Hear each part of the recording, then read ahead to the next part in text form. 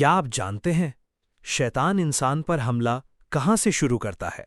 دل سے، دماغ سے یا معدے سے؟ یہ بات آپ کو حیران کر دے گی۔ اسلام نے 1400 سال پہلے ہمیں کھانے کے جو اصول سکھائے، آج سائنس بھی انہی باتوں کو مان رہی ہے۔ قرآن مجید میں آتا ہے کہ شیطان نے حضرت آدم علیہ السلام کو ایک درخت کے ذریعے بہکایا۔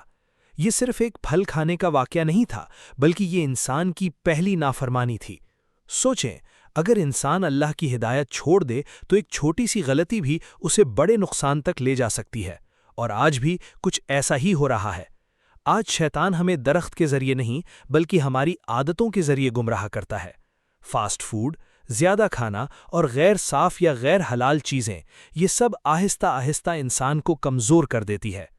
سائنس بھی ایک دلچسپ بات بتاتی ہے کہ ہمارا معدہ صرف کھانا ہضم نہیں کرتا بلکہ اس کا دماغ سے بھی گہرا تعلق ہے۔ ویگس نرو، یہ ایک خاص اعصاب ہے جو معدے اور دماغ کو جوڑتا ہے۔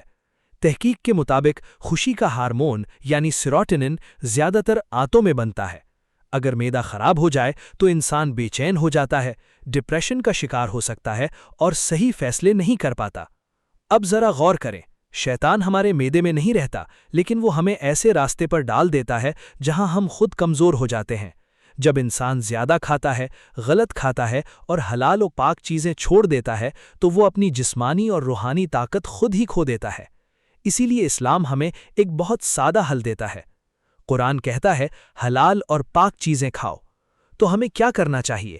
سادہ اور قدرتی کھانا کھائیں، زیادہ نہ کھائیں، جنک فوڈ کم کریں اور سنت کے مطابق کھائیں۔